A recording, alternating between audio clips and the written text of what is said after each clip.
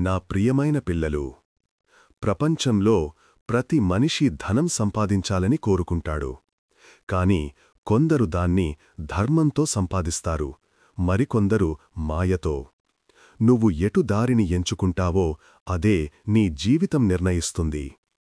ధనమంటే కేవలం నాణేలు కాదు, అది శక్తి.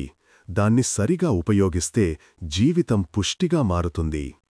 తప్పుగా ఉపయోగిస్తే మనసు బంధనమవుతుంది. మొదట గుర్తుంచుకో, ధనమంటే ఫలితం మాత్రమే, లక్ష్యం కాదు. నీ పనిని ప్రేమతో, నిబద్ధతతో, నిజాయితీతో చేస్తే ధనం నీ వెనుక వస్తుంది.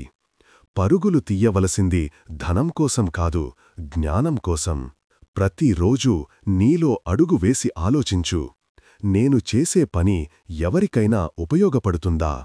అవునని చెబితే నీ కర్మ సక్రమమని అర్థం. ఆ కర్మ ఫలితంగా వచ్చిన ధనం శుభధనమవుతుంది.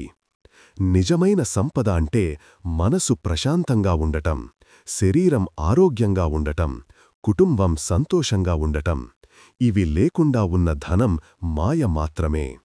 కాని నా ప్రియమైన పిల్లలు, ఇది అర్థం కాదు నువ్వు ధనం సంపాదించకూడదని. నేను చెబుతున్నది ధర్మ మార్గంలో సంపాదించు, అహంకారం లేకుండా వినియోగించు. నీకు ఉన్న సమయం నీ మొదటి పెట్టుబడి. దానిని వృధా చెయ్యకు. ప్రతిరోజూ కొంచెం నేర్చుకో, కొంచెం కష్టపడు, కొంచెం సేవ చెయ్యు. ఆ మూడు కలిస్తే ధనము, గౌరవము వస్తాయి.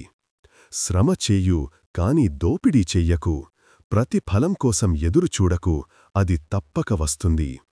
ధర్మం మీద నడిచిన వాడికి ఆలస్యమవుతుంది, కాని నష్టమవదు. ధనం సంపాదించడానికి ముందు నీ మనసును శుద్ధి చేసుకో. లోభం, అసూయ, ఈర్ష్య ఇవి మనస్సులో ఉంటే ఎంత ధనం వచ్చినా శాంతి రాదు.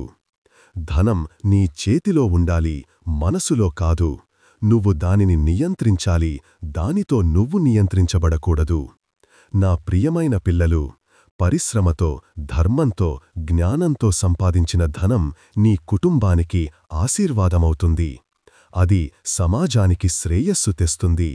అది శివం, అదే ఆర్థిక ఆత్మశాంతి మార్గం. జ్ఞానంతో పనిచెయ్యు, ధర్మంతో సంపాదించు, ప్రేమతో పంచుకో.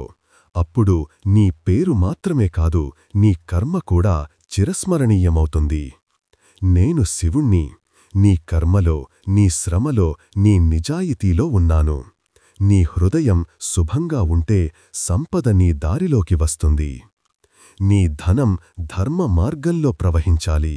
అప్పుడే అది నిన్ను శాంతికి తీసుకెడుతుంది. ఓం నమః శివాయ.